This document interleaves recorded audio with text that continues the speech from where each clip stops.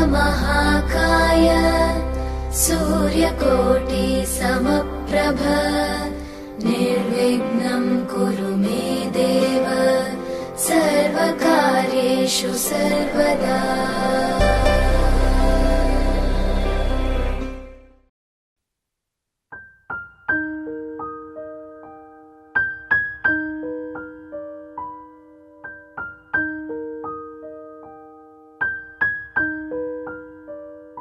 आज आपको रूबरू कराते हैं एक कहानी से।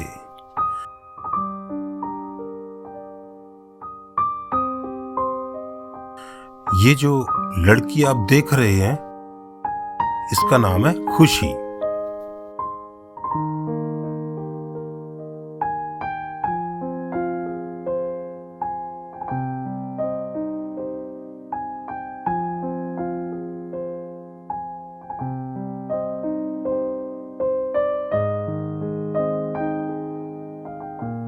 खुशी सालों बाद घूमने निकली थी।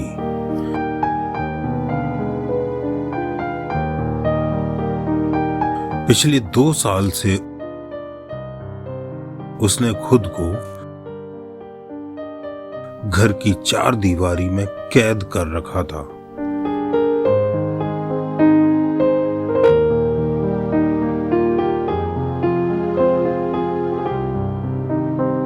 सबने बहुत समझाया, लेकिन उस हादसे के बाद खुशी ने खुद को पूरी तरह बदल लिया था। ना किसी से मिलना, ना कहीं जाना, बस घर से ऑफिस और ऑफिस से घर।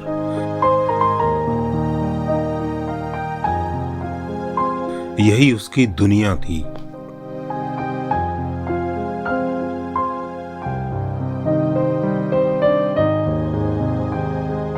एक ही शहर में रहते हुए अपने मम्मी पापा से भी नहीं मिल पाती थी।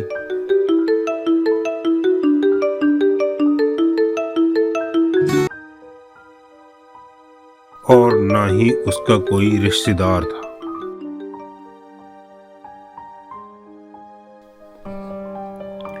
ध्रुव की असमय मौत होने के बाद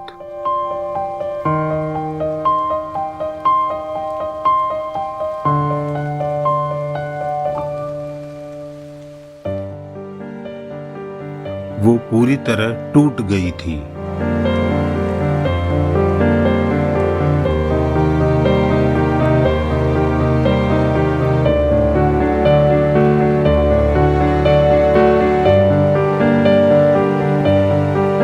अब तो बस 20 साल पुराने प्यार की खूबसूरत यादें ही उसके साथ थी। ध्रुव और वो कॉलेज फ्रेंड थे। एक दूसरे को दीवानों की तरह चाहते थे।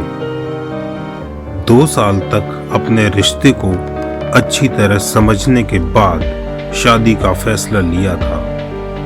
दोनों समझदार थे, घर वाले भी जल्दी मान गए और धूमधाम से शादी हो गई। 3 साल तक दोनों अपनी प्यारी दुनिया में खोए रहे, जैसे उन्हें किसी और की जरूरत ही ना हो। आज बहुत अच्छे लग रहे हो, क्या बात है? नहीं ऐसा कुछ नहीं है। आज कोई खास बात है क्या? नहीं ये आपकी नजरों का धोखा है। मेरा यही नजरों का धोखा किसी दिन तुम्हें याद आएगा। नहीं ऐसा कुछ नहीं है, ऐसा मत। एक दूसरे के परिवार का ख्याल रखना हो या घर की जिम्मेदारियां, दोनों ही एक दूसरे के साथ देते थे। खुशी अगर किसी भी काम से हिचकिचाती तो ध्रुव उसकी हिम्मत बढ़ाता और कहता, तुम सब कर सकती हो। सब कुछ अच्छा चल रहा था। तभी उनकी खुशियों को किसी की नजर लग गई।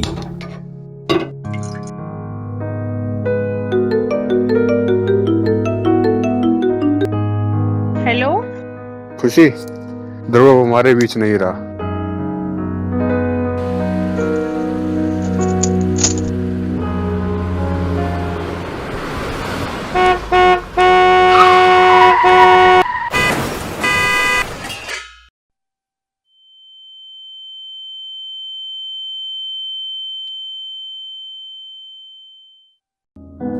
एक एक्सीडेंट में ध्रुव उसे छोड़कर चला गया।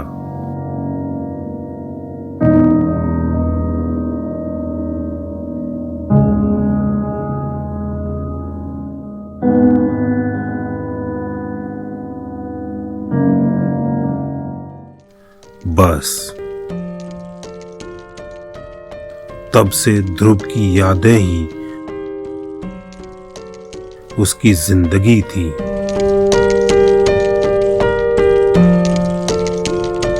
मेरा यही नजरों का धोखा किसी दिन तुम्हें याद आएगा।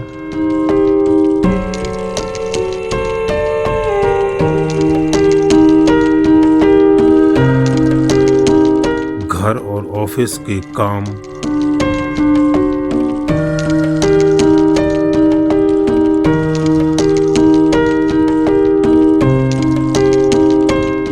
और कुछ था ही नहीं।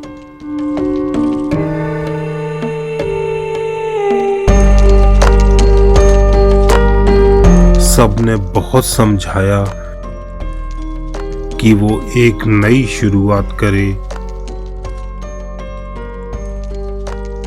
पर वो नहीं मानी और खुद को ध्रुव के घर और उसकी यादों में कैद कर लिया।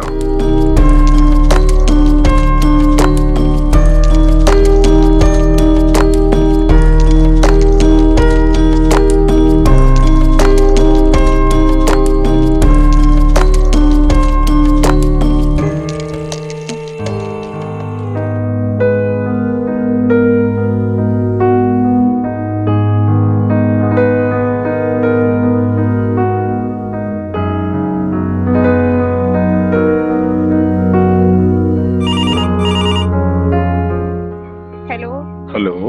Yes sir. खुशी जी, जरा मेरे केबिन में आइए। Okay sir.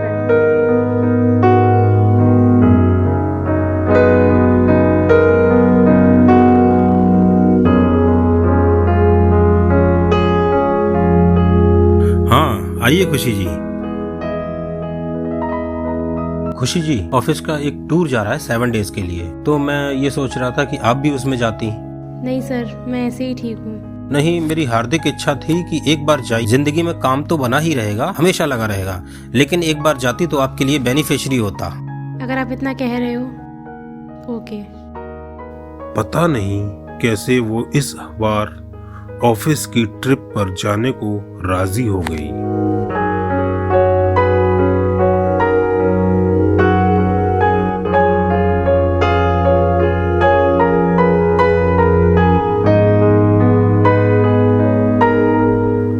वो कैंप के लिए आ तो गई, पर उसका दिल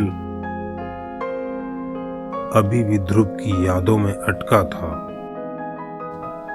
इन यादों में उलझी कब वो सुनसान रास्ते में अपने साथियों से अलग हो गई, पता ही नहीं चला। रास्ता भटकते एक सुनसान जगह पे आ गई थी।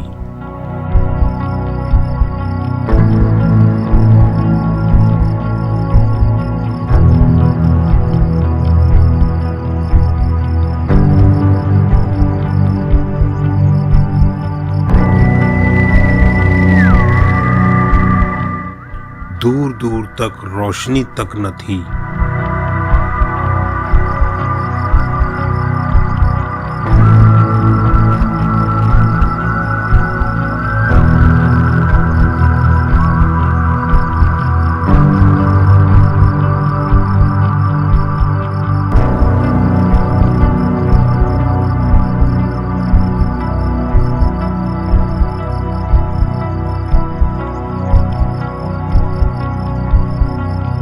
भूखी प्यासी डरी हुई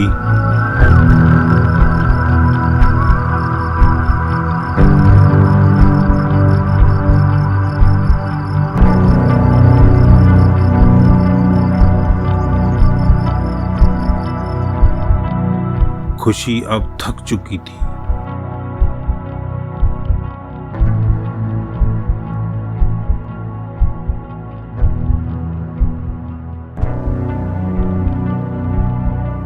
फोन में नेटवर्क भी नहीं था और बैटरी भी डिस्चार्ज हो चुकी थी।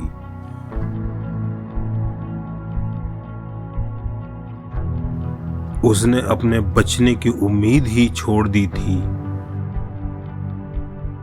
लेकिन उसे बार बार ध्रुव का ख्याल आता था। ध्रुव की वो बात याद आती थी जो ध्रुव कहा करता था, तुम सब कर सकती हो। और वो हिम्मत करके फिर से उठी।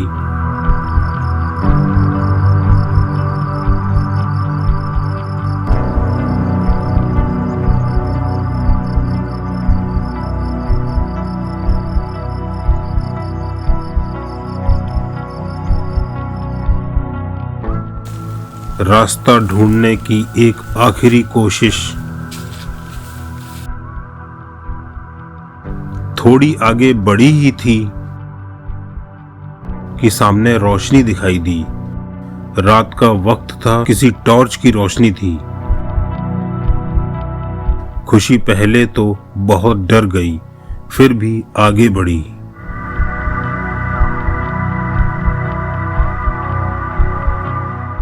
वहां उसे एक आदमी दिखाई दिया। क्या आप मेरी हेल्प करेंगे? मुझे यहाँ से बाहर जाना है। आइए मैं ले चलता हूँ।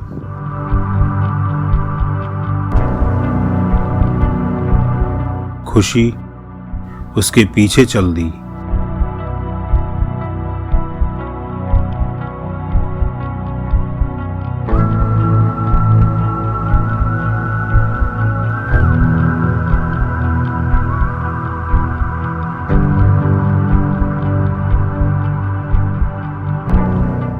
पता नहीं कितनी देर तक रास्ते पे चलते रहे दोनों। सुबह होने को आई थी।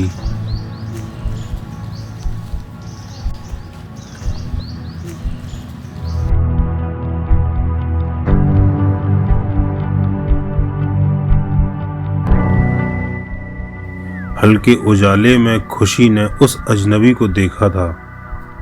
ओवरकोट पहने हुए, कैप लगाए। एक पल को ऐसा लगा जैसे ध्रुव ही है। अजनबी सारे रास्ते चुप रहा।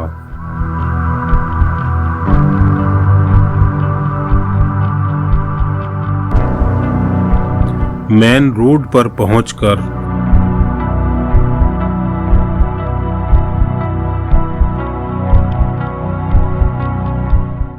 उसने सामने होटल की तरफ इशारा किया और बोला, आपके साथी यहीं आसपास होंगे। यहाँ फोन भी लग जाएगा और चार्जर भी। बाय द वे, मैं ध्रुव शर्मा। कभी भी कैसी भी मुश्किल में पड़ जाओ तो याद करना, तुम सब कर सकती हो। इतना सुनते ही खुशी का सिर घूम गया। उसने हिम्मत करके आंखें खोली, देखा तो दूर दूर तक कोई न था। फिर अचानक ही उसके चेहरे पर मुस्कान आ गई। मैं जानती हूँ ध्रुव, ये तुम ही थे। तुम मुझे कभी अकेला नहीं छोड़ोगे। मेरा आत्मविश्वास सुन के हमेशा मेरे साथ रहोगे, हमेशा।